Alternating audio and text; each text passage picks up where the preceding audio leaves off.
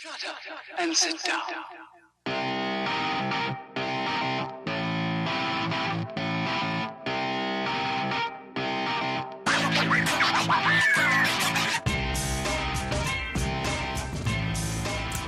Hi guys, welcome back.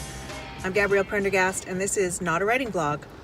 I promised today that I was going to talk about indie publishing and some of the differences between indie publishing and traditional publishing. Sometimes when I talk to aspiring authors, we'll get onto this topic of the difference between indie publishing and traditional publishing.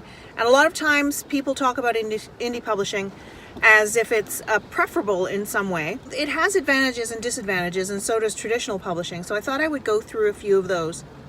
One of the most common questions that I get as a traditional publisher from people who are either interested in indie publishing or have done indie publishing is, do I lose control over my editorial decisions? So what that basically means is, do I lose control over my book and the story that I want to tell? My answer to that is kind of no. You do get a lot of input from your editor, but ultimately you are the one who makes the decisions about how the book is going to go. So in a sense, when you are doing a traditional publishing deal, the publisher is kind of taking a chance on you in terms of what the final book is going to look like. So it definitely serves them to contract books that are as close to the kind of book that they want to publish as possible. And I think some of the confusion arises from people's understanding of how screenwriting works, because I was a screenwriter too. And in screenwriting, when you sell your screenplay to a producer, you do lose creative control over the whole thing. In fact, they can fire you from your own screenplay the day after you sign the contract.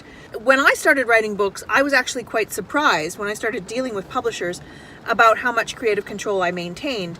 And in a way, I kind of miss it. I kind of miss the producers, or the equivalent, which would be the publisher or the editor, being able to say, this is how we want to do it. This is how we believe it's going to work. So sometimes when I was having conversations with my editor, I'd have to say, like, is this like something that you feel strongly about, or is this you're just throwing stuff out there? Because it's hard to tell sometimes. When you're doing traditional publishing, you definitely get feedback from editors and you get suggestions for changes. And in my experience, all of those have made the book better. That's just the way it has been.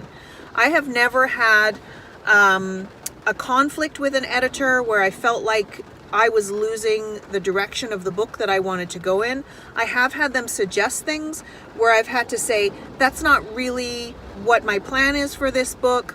Sometimes it related to, like, they would suggest things like, why don't you do this? And I'd be like, no, I'm planning on doing that in the sequel.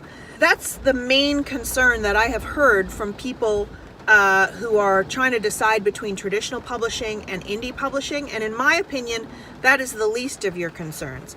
The real concern, as far as I know, and as far as my experience, is that you won't have any control whatsoever about the marketing of your book. You might, if you're lucky, get asked for input about the book cover, and sometimes they will listen a lot and take your ideas into consideration, and sometimes they will just say, here's the cover. And I've had both of those things.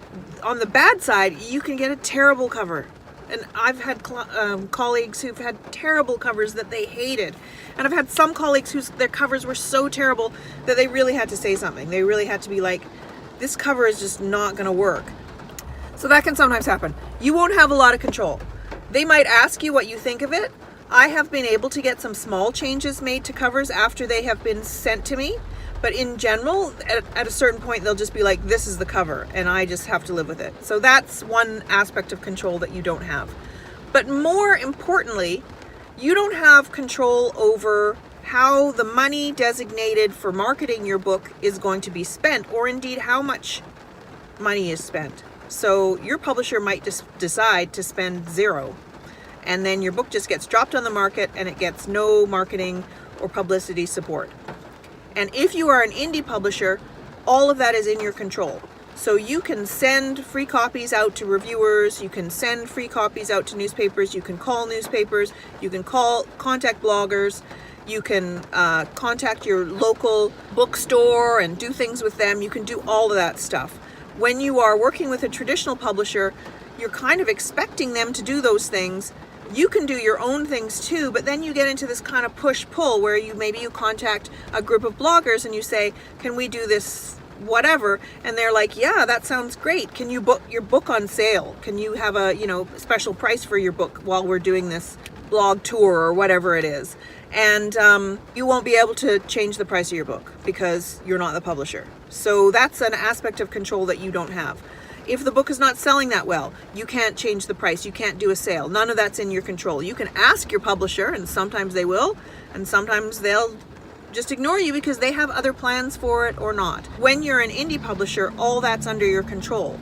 So that aspect of the difference between traditional publishing and indie publishing, in my opinion, is much more important.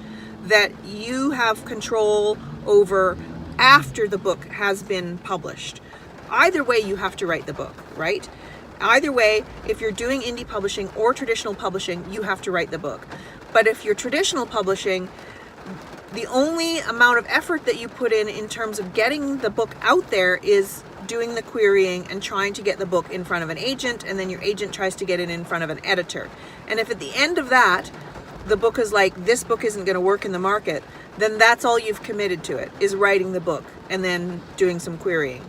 Whereas if you're an indie author, you write the book and then you get a book cover and then you get it up onto Amazon and all the other online retailers, and you print a bunch of copies and you buy some advertising and you make yourself a web page and you do all this other stuff, all of it which costs money.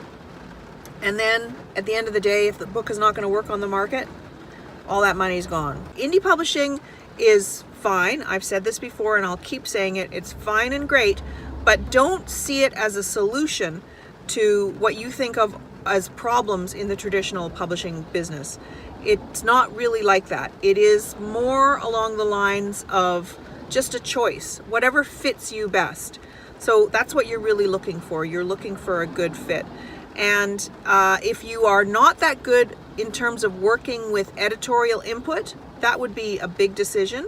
But more importantly, if you really want to have a lot of control and you have a set plan of how you are going to market your book and how you're going to get your book out there to readers, and you want to be in control of that, then indie publishing might be for you. I will say, though, just in conclusion, that the genre that I write in, young adult, it is very difficult to get that going in terms of writing a book and publishing it independently as an independent publisher or an independent author. And that is because books for children and young adults really depend on sales to public libraries and school libraries. And public libraries and school libraries are not in the practice of buying independently published books. The genres that do really well in independent publishing: romance. There's a ton of romance authors making a good living in independent publishing. So that's something, if you're writing romance, it's definitely something to consider. And there's also quite a lot of science fiction. So if you're writing romance or science fiction, definitely think about it. If you're writing literary or young adult or children's or some of the other genres, then it's less likely that you're going to be able to get something off the ground as an indie author. So definitely think about that. I hope that's helped. If you have any questions, put them in the comments. If you have any ideas of stuff that you would like me to talk about next time or later on, put that in the comments too. I'm going to do 2 of these a week, and as you can see, I'm recording them in my car. So thanks a lot for watching, and I will see you next time. Bye!